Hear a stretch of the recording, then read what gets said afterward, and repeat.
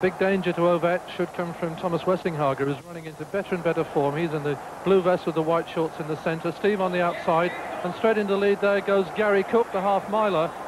A great international half-miler himself, and he's decided to take the first 800 for Steve. I'm not so sure Ovett's really looking for that world record, though. There's been a lot of publicity, and that's brought in this huge crowd here today. It's a marvellous little intimate stadium. It's perfect, balmy, warm evening for running the fast times, and Gary Cook's gone off fast with Wessinghager now tucked in behind, Hudak of West Germany, then Khalifa of the Sudan, and Wolbeck of West Germany, and then back in the pack Dave Moorcroft, who's already being left a little bit by this fairly fast early pace. Gary Cook coming in now. As they come past the line, they'll have 3 complete laps to go. So it's Gary Cook, Steve Ovett, Willie Wolbeck. He's back in 4th place. Thomas Wessinghager in the blue vest for West Germany, lying 3rd at the moment. Then Harold Hudak, then Omar Khalifa, then Willie Wolbeck, and Hilary Chuai of Kenya just tagging on to the back of that. 55.51 at the first lap. That's fractionally slower than Seb Coe's run in Zurich, fractionally faster than Ovett ran in Oslo earlier this year when he equalled the existing world record held by Sebastian Coe. So Gary Cook doing a good job here in the front, leading the pace. Yes, in fact, Gary, who's had a fairly dismal season over the 800 this year, is looking to be running better than he's run all year. His legs are coming up, he's full of spring. Steve behind him, almost wandering along there, looks so relaxed, and they've broken away from the rest of the field, quite a big field, and there's Moorcroft, you can see in the blue vest in about 7th place, trying to lead a charge from that backpack and try and get back with the leaders, but he just isn't running well. He hurt so badly in Moscow, and he hasn't recovered from it. And Gary now stretching out at the front with Steve in 2nd place, and Wessinghager, always a danger, a former European mile record holder himself. And this is quite fast running. It's as fast as they ran in Oslo on July the 15th, 1:53. In fact, it's a fraction faster. Now the question is whether they can keep the pace going. Gary Cook beginning to look around. I'm sure he's beginning to tire. The question is whether Ovett has to find himself in the lead, or whether Willie Wolbeck there is coming around in 5th place for West Germany, a great 800-metre runner who ran 2nd to Coe in that 1,000-metre world record, whether he may come through and take it for them. What a good job Gary Cook is doing. He just now drops out and leaves Ovett in the front. Ovett looks around. What's he going to do now? He's not used to being out there in the front. And it's Thomas Wessinghager, the doctor from Cologne, 28 years old. He's taken up the pace now. Ovett just in 2nd place. Wolbeck, the other West German in the blue vest, in 3rd. Harold Hudak in 4th. And still Omar Khalifa, the Sudanese, studying at Loughborough. He's still in there. And they've got a lap now to go. And the time with the 1 lap to go was 2:37.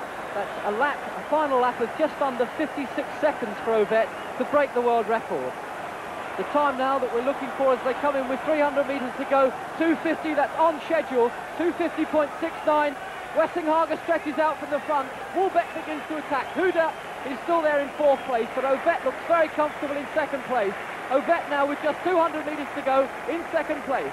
And Wessinghager's running very hard off the front. He's really stretched out, and here comes Ovett now. Will he feel the effects of the racing in Brussels on Friday, the Golden Mile on Monday? And here's Hudak, a great surprise. Is coming through to 3rd place. Wolbeck is finished, and there's the surge. Ovett kicking off the bend. He's kicking them away. Wessinghager on the inside trying to respond, and the time is going to be very fast, and he's still sprinting away. Still relaxed. Hudak's gone off the back, and now the time 3:31.36. It breaks the world record by 7/10 of a second. So Ovett's done it. I don't know if he realises yet just how fast he's run, because he doesn't look tired. He's seen it there. He's seen the timing up on the electronic scoreboard, and he's done it. He's shared the world record with Sebastian Coe for just 5 weeks, and now here he's got it all to himself. He's now the undisputed holder of the world record at 1 mile and at 1,500. He's got all that running left in his legs. He's jogging across there. And there's Tom Wessinghager, who really set the race up for him, and he must have run inside that world record as well, because he's only stride behind, and that's a lovely sight. He's going over to thank the man who made it possible tonight. Well, just 2 days after his great run at the Golden Mile, Ovett now with all the pressure off, and this was the significant point in the race. Hudak out in lane 2, just behind Ovett, looks strong in the red and white vest. But Ovett came outside Wessinghager, and he kicked so hard from the front. He puts a yard on Wessinghager. Hudak looks as though he can make it. Wolbeck begins to go back, and back in 5th place is Omar Khalifa. But Ovett looking strong, majestic, relaxed, so easy. This is controlled sprinting. Looks around, he's still got more there. If only he knew he was 7/10 of a second under the world record. All 3 men now coming through to break the world record.